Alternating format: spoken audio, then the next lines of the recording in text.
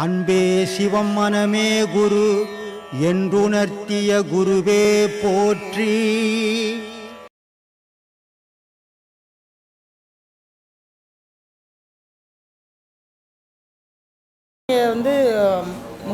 அறியாத வயசில் 30 வயசு வரைக்கும் தான் இறைவனை கோயில்களில் தேடி தேடி அலையணும். அதுக்கும் பிறகு அதை தாண்டி ஒன்று இருக்குன்ட்டு தேடணும் அப்படின்னு சொல்லியிருக்கீங்க ஐயா. இப்போது கடவுள் எங்கே இருக்கான் எப்படி இருக்கிறான்னு தேடுறதுக்கு தெரிஞ்சுக்கிறதுக்கே 50 வயசு ஆயிடுச்சிங்களா ஐயா. இந்த பிறவியில் முக்தி கிடைக்குங்களா ஐயா? அதெல்லாம் கிடைக்காது. அந்த மாதிரி கற்பனையே பண்ணக்கூடாது. முக்தி கிடைக்குதா மோட்சம் கிடைக்குதான்ட்டு நம்ம யோசித்துக்குன்னு செய்யக்கூடாது. எந்த செயல் செய்தாலும் நம்ம செய்ய வேண்டிய செயல், நான் உன்னை தேடினுக்கிறேன், நீ எனக்கு வேணும், இது மட்டும்தான் இருக்கணும். எனக்கு முக்தி கிடச்சிடணும், மோட்சம் கிடச்சிடணும். இது ஒரு நாள் 2 நாளில் கிடைக்கிற விஷயம் இல்லை. உலக விஷயம் நினச்சா உடனே நடக்கும், கடவுள் விஷயம் நினச்சா நடக்கிறது இல்லை. அது கடவுள் எப்போ நினைக்குதோ அப்போ தான் நடக்கும். அதனால் அது வரைக்கும் நம்ம காத்திருக்கணும். அதனால் ஒரு பாடம் வாங்கிட்டு எனக்கு முக்தி கிடச்சிட்டுமான்னா எல்லாருக்கும் முக்தி கிடச்சிட்ருக்கும் நேரம். அதெல்லாம் அந்த மாதிரிலாம் நான் ஏமாத்துறது இல்லை. அதனால் உன்னுடைய சாமர்த்தியம் எவ்வளோ இருக்குதோ உழைக்கணும். நீ உழைச்சின்னா அடுத்த பிரிவில் உனக்கு ஒரு பலன் கிடைக்கும். இந்த பிரிவில் நீ தள்ளாடி போய் எல்லாத்தையும் இழந்துட்டு இப்போ எதுவும் வழி இல்லை, வீட்லேயும் பிரச்சனையாகுது, ஊர்லேயும் பிரச்சனையாகுது. சரி, கடவுள் வழியிலையாவது போகலான்னு வந்துக்கிறியே தவிர நீ ஆரம்பத்துலேயே கடவுளை தேடலை, தள்ளாடி போன காலத்தில் தான் தேடுற. ஆனால் இதுதான் வாய்ப்பு உனக்கு, இதை பிடிச்சி நீ பயணம் பண்ணணும். இது அடுத்த பிரிவில் உனக்கு பலன் தரும். நீ இப்போவே ஒரு உபதேசம் வாங்கிட்டு எனக்கு முக்தி போகணும் மோட்சம் வேணால் இது கடையில் விற்கிற பொருள் இல்லை, வாங்கி கொடுக்குற பொருளும் இல்லை. இறைவன் 2 கை கொடுத்துருக்கான். ஒரு கையில் குடும்பத்தை பொடியும் ஒரு கையில் இறைவனை பொடி இல்லை. அது எப்போ பிடிக்க சொன்னேன்? 60 வயசில் பிடிக்க சொன்னேன். அதனால் இளமையிலேருந்து ஒரு கையில் குடும்பத்தை பிடிக்கணும், ஒரு கையில் கடவுளை பிடிக்கணும். கடைசியில் குடும்பம் எல்லாரையும் ஒரு நாள் கை விட்டுடும். எவன் குடும்பத்துலேயும் ஆஹா ஓஹான்னு தலைமையில் தூக்கி வச்சு நாடாது. தலைமையில் தூக்கி வச்சு நாடணுன்னா கோடிக்கணக்கில் பணம் வச்சுருக்கணும் நீ. அப்போ தான் பிள்ளைங்க தூக்கி நாடுவாங்க. துட்டு இல்லைன்னாக்கா குப்பையில் தள்ளி விடுவாங்க. அந்த குப்பையில் தள்ளுற காலத்தில் கடவுள் தான் உனக்கு கை கொடுப்பான். அதனால தான் சொன்னேன், ஒரு கையில் குடும்பத்தை பிடி, ஒரு கையில் கடவுளை பிடி. குடும்பம் ஒரு நாள் கை விட்டுடும், 2 கையில் கடவுளை பிடிச்சிக்கோன்னு சொன்னேன் ஐயா. அப்புறம் பொண்டாட்டி பெருவிலங்கு பிள்ளை ஒரு சுல்லானின்னு சொல்றீங்களா? கல்யாணம் யாரும் பண்ண வேணாங்களா ஐயா? பொண்டாட்டி பெருவிலங்கு பிள்ளை ஒரு சுல்லானின்னு சொல்றீங்களா? ஆமா. அப்ப கல்யாணம் யாரும் பண்ண வேணாம். பண்ணாம இருந்தான்னா சுதந்திரமா இருப்பான். பண்ணிக்கினா இன்னொருத்தர் கட்டுப்பட்டு தான் இருந்தாகணும். இப்போ ஊரில் ஒலாத்தினா நீ சுதந்திரமாக உன் இஷ்டத்துக்கு பேசலாம், உன் இஷ்டத்துக்கு சுற்றலாம். போலீஸ் ஸ்டேஷன் உள்ள போய் மாட்டி இன்னும் பேச முடியுமா? கல்யாணம் பண்ணிக்கிறவங்க எதி அப்படி தான். போலீஸ் ஸ்டேஷன் உள்ளே இருக்கிற மாதிரி தான் கல்யாணம் பண்ணிக்கிறவங்க எதி, வெளியே சுற்றுற மாதிரி தான் பண்ணிக்காதவங்க எதி. இதை தான் நான் சொன்னேன். போலீஸ் ஸ்டேஷனில் போய் கண்டதை பேசணுன்னா கொண்டு போடுவான். அங்கே பேசாத இருக்கணும். அது மாதிரி குடும்பத்து வளர்ந்து போச்சுன்னா நீ பேசாமல் இருக்கணும் மௌனத்தில். அப்போ உனக்கு பிரச்சனை இல்லை. நீ எதையாவது இது சரியில்லை அது சரியில்லை இப்படி இல்லை அப்படி இல்லைன்னு பேசிட்ட உனக்கு வம்பு வந்ததுன்னு அர்த்தம். ஆத்மா வணக்கம். நம்மளேருந்து வரேன், 5 வருஷமா வரேன். கேள்வி கேட்குற அளவுக்கு எனக்கு தகுதி இல்லை. அதெல்லாம் ஒன்றும் தகுதி இல்லை. ஐயாவுடைய அருளால் கேட்குறேன் ஐயா. ஒருவர் இங்கு பாடம் வாங்கியதும் ஒரு இனம் புரியாத பாவனை வருவது சரியா? உதாரணத்திற்கு, ஒரு லாட்ரி சீட்டு வாங்கியதும் ஏதோ தனக்குத்தான் முதல் பரிசு அடித்துவிடும் என்று பாவனை இருப்பது போல் தோன்றுது. அது சரியா? ஆமாம், சரியா அப்படின்னா சரியான கேள்வி வந்துச்சு. அப்போ சரியில்லைன்னு. இது எப்படின்னா, ஒரு குழந்தை என்ன பண்ணால் 12 வயசு வரைக்கும் பையன், ஆம்பளை பையனாக இருந்தால் 12 வயசு வரைக்கும் ஒழுங்காக இருப்பான். 12 வயசு தாண்டினோடனே அவனுக்கு மீசை வரும். மீசை வந்த உடனே அவன் மனசுக்குள்ளே காத்தாடியெல்லாம் பறக்கும், பட்டாம்பூச்சி பறக்கும். போய் சும்மா போய் தலையை வாரினா கூட வாராதவன் கூட இப்போ அடிக்கு ஒரு தரம் தலை வாரிக்கினே இருப்பான். ஏதோ அவனுக்கு நடக்கக்கூடாத ஒன்று நடந்துட்டா மாதிரி ஒரு பாவனை வரும். அப்போ அந்த நிலை மாறுனா இப்படி ஒரு விஷயம் வரும். அப்போ பாடம் வாங்கினோடனே இந்த குழந்தைக்கு மீசை முளைச்ச மாதிரி இவங்களுக்கும் கொஞ்சம் மீசை முளைக்கும். நமக்கு எல்லாம் தெரிஞ்சு போச்சு, அடடா பிடிக்க வேண்டியதை பிடிச்சிட்டோம், இதுக்கப்புறம் நம்ம பாடமே வாங்க வேணாம், இப்படியே ஊருக்கு போயிடலாம் அப்படின்னு கூட மனசு சொல்லும். எல்லாமே தவறு. புரியுதுங்களா? இது எல்லாருக்குமே நடக்கும். இந்த நடக்கக்கூடாதுன்னா அதுக்கு தான் குருவோட சிந்தனைகளே இருக்கணும். ஒவ்வொரு நாளும் குருவோட உனக்கு நடக்கக்கூடிய அந்த விஷயங்களை குருவோட ஷேர் பண்ணிக்கணும். சாமி, நான் இப்படி பண்ணேன், இந்த மாதிரி இருந்தது, இது சரியா தப்பா, சரின்னா தொடர போகிறேன், சரியில்லைன்னா அதை நான் திருத்திக்கிறேன் அப்படின்ற பாவனையோடு கேட்கணும். அவங்களா ஒரு முடிவு பண்ணி சாமி நான் பார்த்துட்டேன் அப்படின்னா சரி பார்த்துட்டியாப்பா நீ போ அப்படின்னு விட்டுற மாதிரி ஆகிடும். புரியுங்களா? அப்படி வரவே கூடாது. அந்த பாவனை நமக்கு எதையுமே கற்றுக் கொடுக்காது. நாம் ஒரு குழந்தையாக இருக்கணும். ஒரு குழந்தைக்கு எதை சொன்னாலும் கேட்கும். நல்லா குழந்தை தூங்குது, அதுக்கு மூஞ்சிக்கிட்ட போய் ஒரு கிளி ஆட்டினான்னா சொல்லலாம், ஏந்து வந்து நம்மளை அடிக்குமா? சிரிக்கும். ஆனால் பெரிய மனுஷன் அவன் தூங்கி நிற்கிறான், இப்போ ஆட்டினா என்ன பண்ணுவான்? எழுந்து பழியுன்னு அடிப்பான். ஏன்னா தூங்குறதே உனக்கு பிடிக்காதாடான்னு. அப்போ அந்த குழந்தை தன்மை நம்மக்கிட்ட இல்லாத போச்சுல.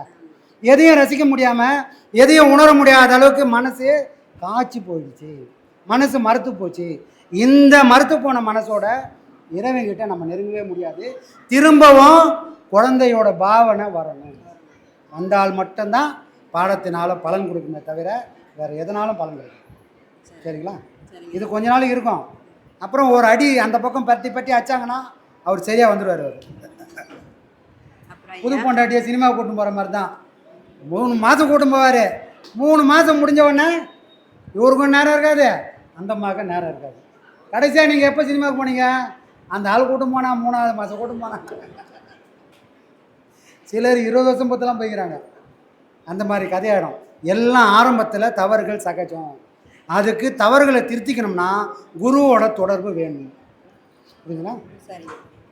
அப்புறம் ஐயா, மூலாதாரத்தில் அம்மா இருக்கிறாள், ஆனால் மூலப்பொருள் விநாயகர்னு சொல்கிறோம். ஆமாம். இதனுடைய விளக்கம் அம்பாள் அல்லது விநாயகர் எது முதல் மூலப்பொருள்? நீ கடவுளாக கும்பிடணுன்னா விநாயகர் தான் மூலப்பொருள். கடவுளாக கும்பிடணுன்னா விநாயகர் தான் மூலப்பொருள். இப்போ கடவுளுக்கே வேலை இல்லை அப்படின்னு நினச்சா அம்பாள் தான் மூலப்பொருள். ஞானத்தை தேடி போகக்கூடிய எல்லாரும் ஒரு தெய்வத்தை வணங்குவாங்க. அவளுக்கு பேர் வாழை. அவள் என்றைக்குமே கன்னிப்பெண்ணாகவே இருக்கிறான். திருமூல சொல்வார் ஒரு பாட்டில், எழுதாத புத்தகத்தின் ஏட்டின் பொருளை எல்லாம் தெரியாத கன்னி வந்து தெளிந்திருந்து ஓத. எழுதாத புத்தகத்தின் ஏட்டின் பொருளை எல்லாம் தெரியாத கன்னி வந்து தெளிந்து இருந்து ஓத. என்னையா அது அநியாயமாகுது?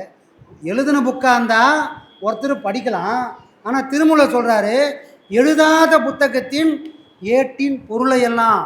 ஒருத்தர் வரா, அவ எந்த புத்தகமும் இல்லை அவகிட்ட, ஏன்னா புத்தகமே எழுதலை. ஆனால் புத்தகத்தை படித்து சொல்கிற மாதிரி எனக்கு ஞானத்தை கொடுக்குறா. அவள் யார்? தெருளாத கன்னி, வயசுக்கு வராத பெண்.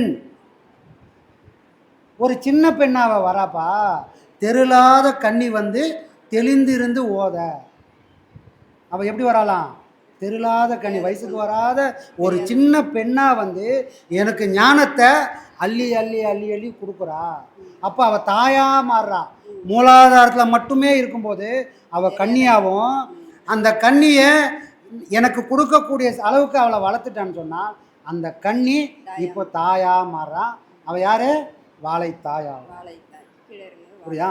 அப்போ இந்த அம்பாவை காப்பாற்றின்னு இருக்கிறது யாருன்னு சொன்னால் மூலாதாரத்தில் இருக்கக்கூடிய அந்த விநாயக பெருமான்.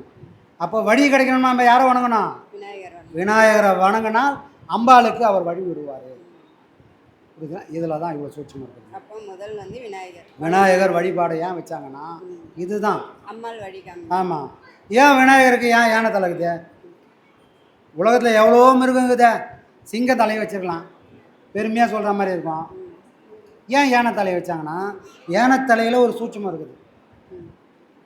உன்னோட மூச்சு இறுதியான நிலையில் எப்படி ஓணுன்றதுக்கு அடையாளமே இந்த யானையோட தும்பிக்கை.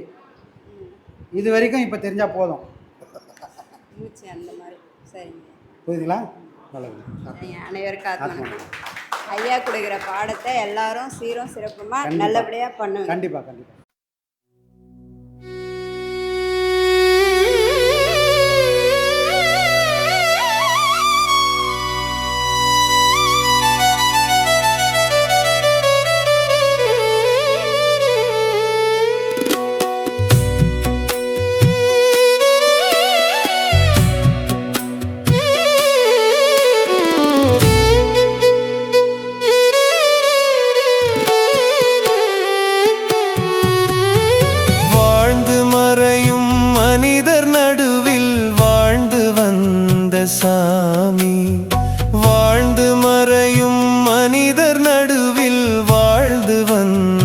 சாமி வாழும் கலையை உணர்த்த மண்ணில் வாழ வந்த சாமி வாழும் கலையை உணர்த்த மண்ணில் வாழ வந்த சாமி ஐயா சாமி சாமி எங்க நித்யானந்த சாமி ஐயா சாமி சாமி எங்க நித்யானந்த சாமி